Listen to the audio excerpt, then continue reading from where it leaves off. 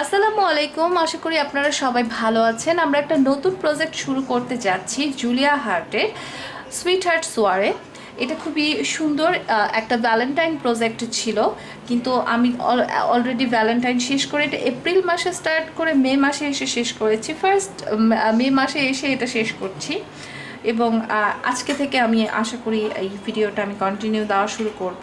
খুব লং একটা টাইম লেগেছে আমার এটা শেষ করার জন্য, কারণ প্রচণ্ড গরম পড়েছে। এরকম ভয়াবহ গরমের মধ্যে ফ্যান বন্ধ করে কাজ করা আসলে খুবই টাফ, যেহেতু আমি ভিডিও এবং ভিডিও টিউটোরিয়াল যখন বানাই সেই সময়ই হচ্ছে কথা বলি, টিউটোরিয়ালে পুরো ডিটেলটা এক্সপ্লেইন করি, আমি পরে ভয়েস ওভার দিই না।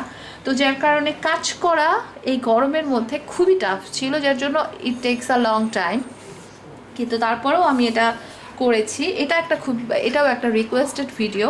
এই ভিডিওটা রিকোয়েস্ট করেছে, এই টিউটোরিয়ালটা করার জন্য আমাকে রিকোয়েস্ট করেছে একজন।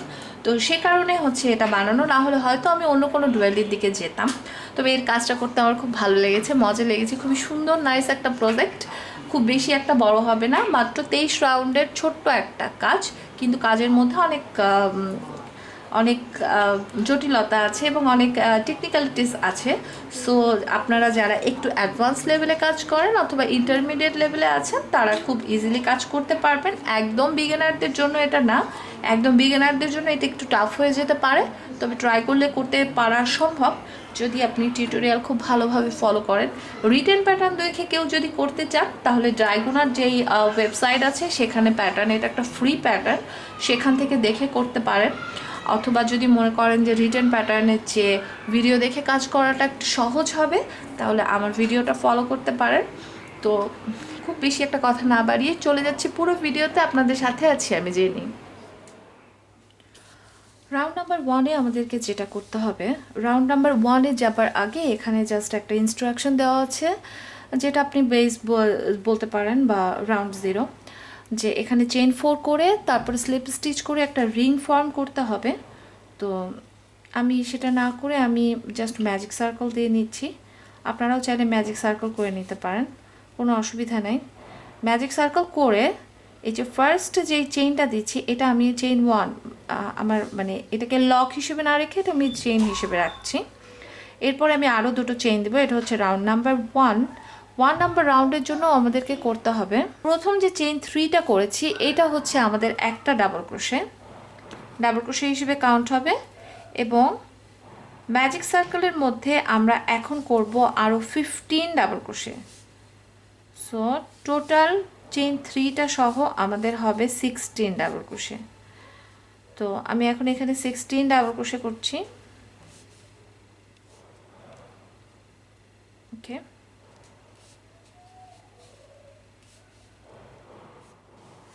আমি এখানে 16টা ডাবল ক্রোশে করেছি।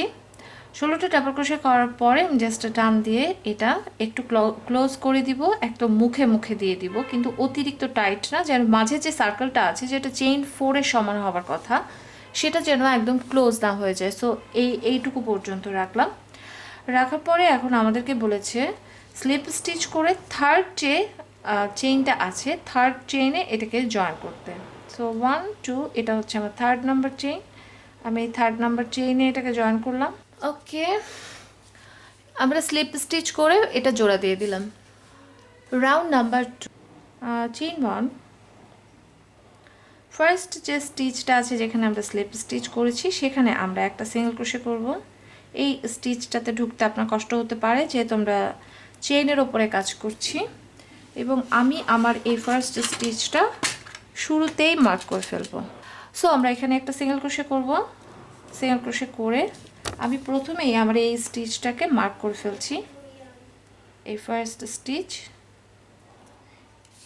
ওকে, চেইন 3, 1 2 3। এরপর আমরা একটা স্টিচকে স্কিপ করে তারপরের স্টিচে একটা সিঙ্গেল ক্রোশে করছি। চেইন 3, 1 2 3, একটা স্টিচ স্কিপ, পরের স্টিচে একটা সিঙ্গেল ক্রোশে।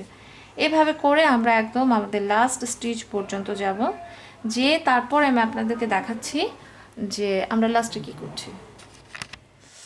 সো আমরা একদম লাস্ট স্পেস পর্যন্ত চলে আসছি।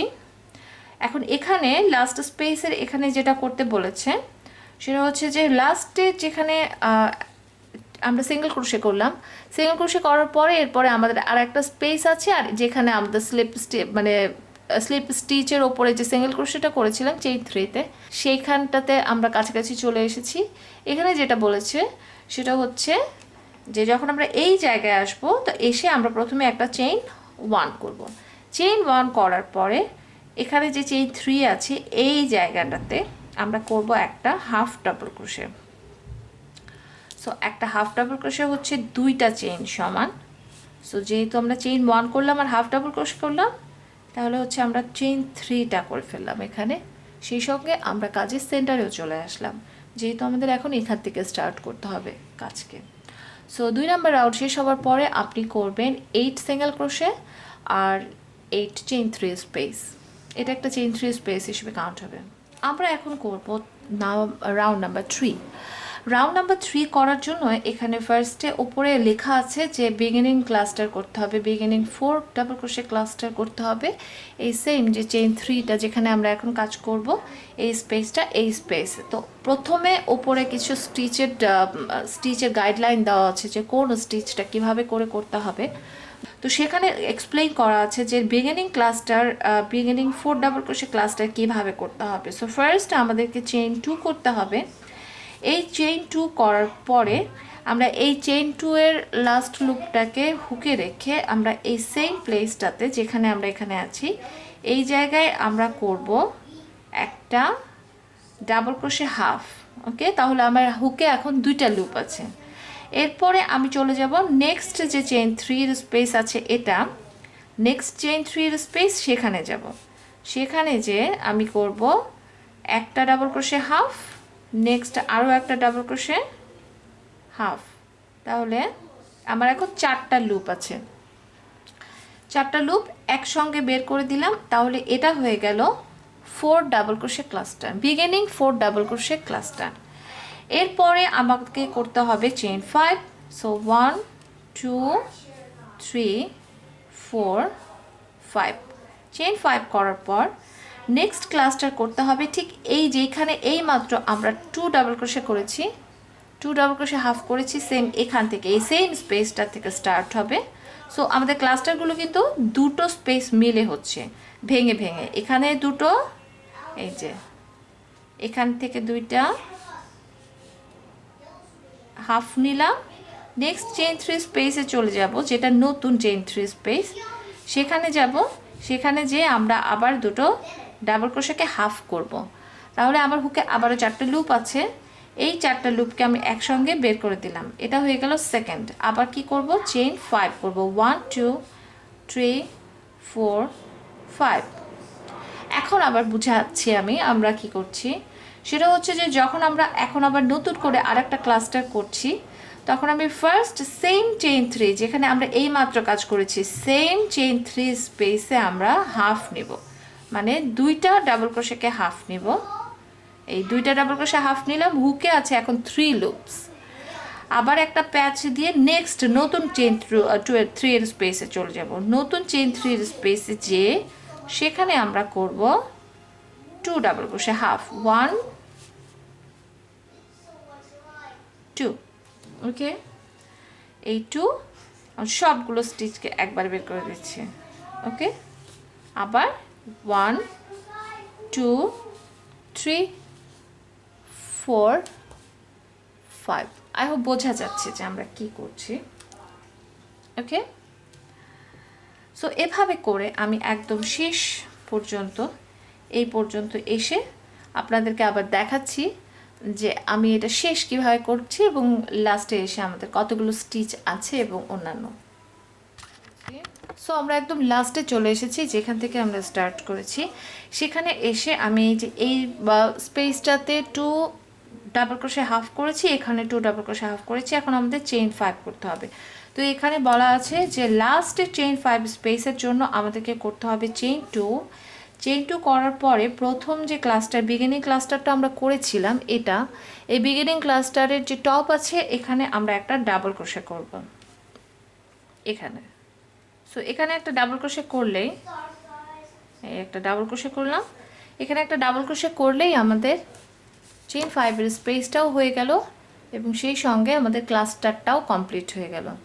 এটা হচ্ছে আমাদের রাউন্ড নাম্বার 3 কমপ্লিট হলো। রাউন্ড নাম্বার 3 কমপ্লিট করতে করতে আপনি করবেন 4 ডাবল ক্রোশে ক্লাস্টার আর হচ্ছে 8 চেইন 5-এর স্পেস। সো এই শেষ হয়ে গেল আমাদের রাউন্ড নাম্বার 3।